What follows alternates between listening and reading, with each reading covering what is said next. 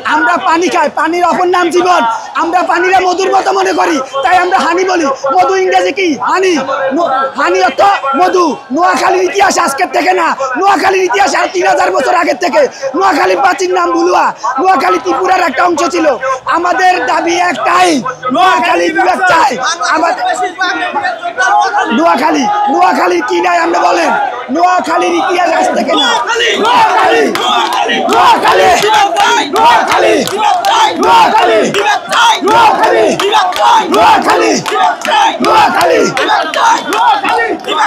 বাংলাদেশের সবচেয়ে ঐতিহ্যবাহী জেলা। আপনি যখন চিন্তা করবেন কোনো অঞ্চল কিন্তু উন্নতি দিয়া বা হচ্ছে তার সমৃদ্ধি দিয়ে কোনো চিন্তা করা হয়, সংস্কৃতি দিয়ে চিন্তা করা হয়। আপনি প্রথমে বাংলাদেশ চিন্তা করলে কি আসবে? আমরা হচ্ছে সংস্কৃতি সম্পূর্ণ জাতি, বাঙালি জাতি। এবার এরপর বাঙালি জাতির মধ্যে আসলে কি আসবে? আমরা সবার আগে কিন্তু চিন্তা করেন নোয়াখালীর নাম সবার আগে আসবে। সবচেয়ে সংস্কৃতি সমৃদ্ধ জেলা হচ্ছে নোয়াখালী। এর পাশাপাশি আপনি যখন বিভাগ চিন্তা করবেন, বিভাগ কেন করা হয়? বিভাগ করা হয় যেন রাষ্ট্রের উন্নতিগুলো চারিদিকে যেন সমানভাবে বন্টন করা হয়। আপনি যখন চিন্তা করেন নোয়াখালী হচ্ছে এমন জায়গায় অবস্থান করে, আমাদের ঢাকা থেকে আমাদের নোয়াখালী দূরত্ব যতটুকু, ওই অনুযায়ী আমরা কিন্তু কুমিল্লা একদম ঢাকার সবচেয়ে কাছাকাছি। আমরা হচ্ছে আমাদের আয়তন অবস্থান সব দিক দিয়ে সবচেয়ে রিজার্ভপূর্ণ নোয়াখালী জেলা। আর আন্দোলনটা আমাদের কিন্তু আজকের না। অনেকে মনে করতেছে নোয়াখালী জেলা আন্দোলন রিসেন্ট শুরু হয়েছে, 2012 সাল থেকে আমাদের নোয়াখালী জেলা বাস্তবায়ন আন্দোলন শুরু হয়েছে, কিন্তু এই জিনিসটা তখন ওইভাবে হাইলাইটপূর্ণ হয়নি। কিন্তু এই জন্য এখন অনেকে মনে করতেছে যে না, আমরা জিনিসটা কুমিল্লা বিভাগ দাবি হওয়ার পরে দাবি করতেছি। জিনিসটা এমন না। সে 2012 সাল থেকে নোয়াখালী বিভাগের আন্দোলন দাবিতে আমাদের নোয়াখালী জেলার মানুষ মাঠের মধ্যে আছে। নোয়াখালী বিভাগ হওয়ার কারণ হচ্ছে বিগত, আমি যদি একদম সহজভাবে বলি, ফ্যাসিস্ট সরকার হচ্ছে আমাদের নোয়াখালী জেলা হচ্ছে, আমরা আগে থেকে জানি বিএনপি অধ্যুষিত এলাকা। এই জন্য হাসিনার আমল থেকে কিন্তু নোয়াখালীর দিকে ভালো মতো ছিল না।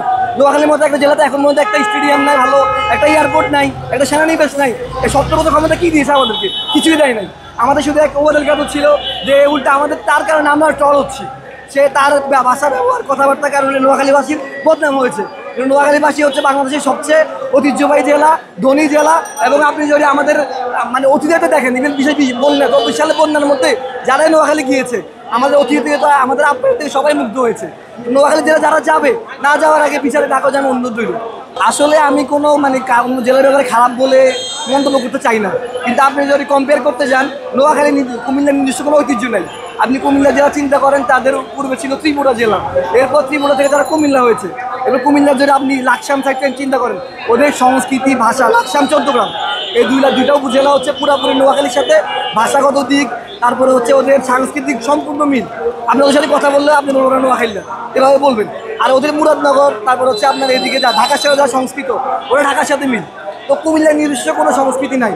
তো একটা জেলা হওয়ার জন্য, যে একটা বিভাগ হওয়ার জন্য যার নিজস্ব সংস্কৃতি নাই, সে কীভাবে যে বিভাগ দাবি করে আমার বুঝে আসে।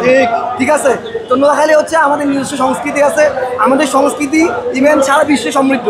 আপনি ইউরোপ যান, আমেরিকা যান, ওইখানে আপনি আমাদের সংস্কৃতি পাবেন। দেখবেন বাংলা ভাষার থেকে নোয়াখালী ভাষা বেশি মানুষ পাবেন। ঠিক আছে, তো আমাদের ভাষার ঐতিহ্য, আমাদের সংস্কৃতি ঐতিহ্য আমরা সবচেয়ে বেশি এটা হচ্ছে ভাষা।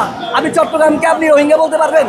চট্টগ্রাম তো কাইন্ড অফ মায়ানমারের ভাষার সাথে মিল আছে। ওরা আমাদের বলে আরা নজাই এগুলা বলে, তো ওরাকে আপনি এভাবে বলতে পারবেন?